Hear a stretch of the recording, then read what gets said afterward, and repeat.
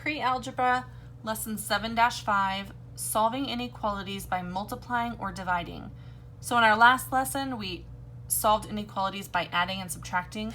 This time, we're gonna solve them by multiplying and dividing. So if A is greater than B, and you multiply A and B by the same number, C, or if you divide it by the same number, then this is gonna be greater than. If A is less than B and you multiply both sides by C or divide both sides by C, it's still going to be less than B. Now,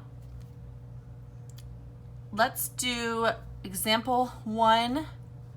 Solve 8x is less than or equal to 40 and then check your solution. So this time we need to solve for x. If you're confused by the inequality signs, just think of it as an equal sign. You solve it the same way. So just solve for x, we divide both sides by 8. The 8's cancel on the left. X is less than or equal to 40 divided by 8, which is 5.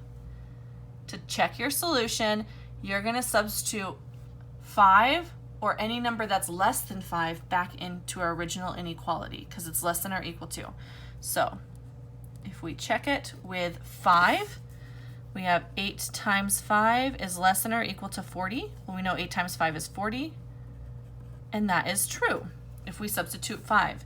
If we do any number less than 5, let's do 0. That makes it really easy. 8 times x, or 8 times 0, is less than 40. 8 times anything, or 0 times anything is 0. 0 is less than 40 is true, so this is our answer. X is less than or equal to 5. Next one, d divided by 2 is greater than 7. So now we have to solve for d. Right now they're dividing by 2.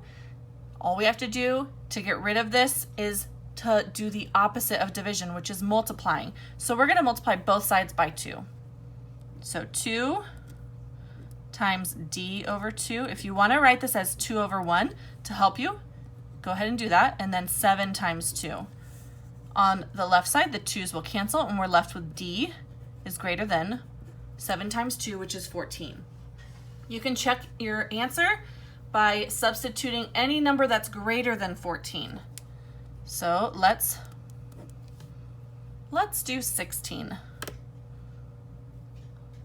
So I have d, where I'm going to replace that with 16, is greater than 7. 16 divided by 2 is 8. So you get 8 is greater than 7. That is true. So our answer, d is greater than 14, is what we need to do. Now, we have a multiple choice question. It says, Ling earns $8 per hour in the summer working at the zoo. Which inequality can be used to find how many hours he must work in a week to earn at least 120 hours? And they gave us some examples, but I'm going to show you, these are our multiple choice. I'm going to show you how to write an equation, kind of like our last lesson. So he earns $8 per hour right now. He wants to earn at least 120. So he wants to earn $120 or more. So he needs to figure out how many hours he needs to work. How many hours does he need to work in a week to earn at least $120? So he's going to take what he makes right now, which is $8 per hour, and he's going to multiply it by x. So times x.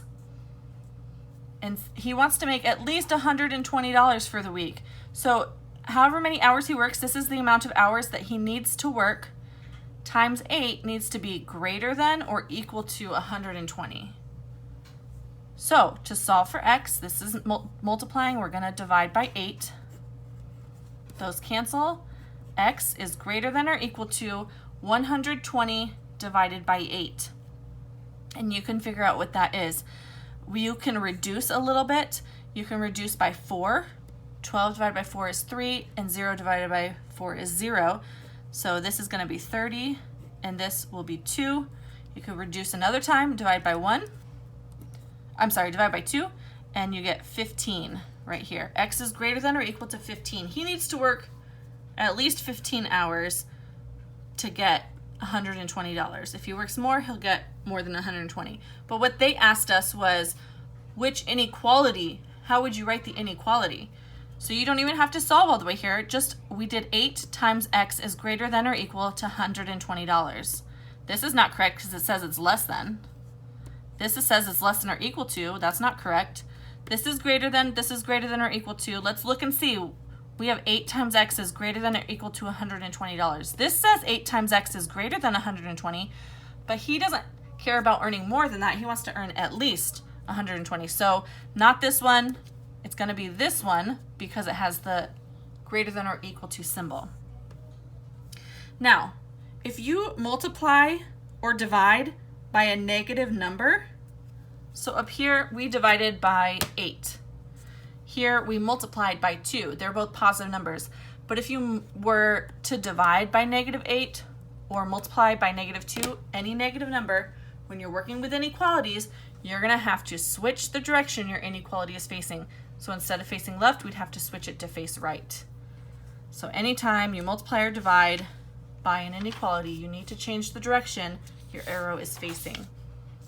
So let's do an example. X divided by -3 is less than or equal to 4. And we have to graph our solution on a number line.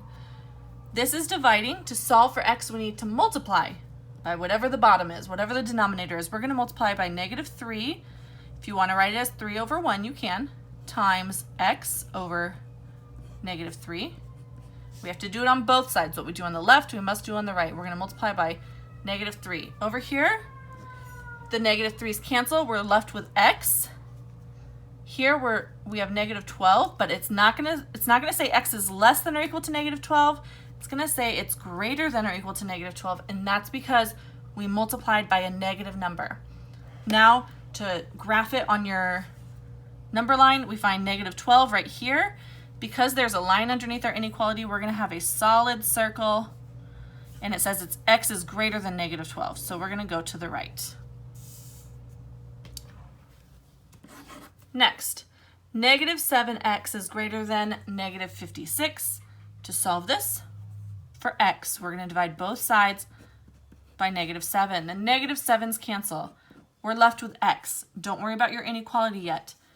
-56 divided by -7 is going to be a positive number because we have two negatives, 8. Now, we're going to swap the way our inequality is facing. It's going to face to the left now because we divided by a negative number. And then to graph it, you find 8 on your number line. It's going to be an open circle because there's no line under our inequality. And it says x is less than 8, so it's going to go to the left.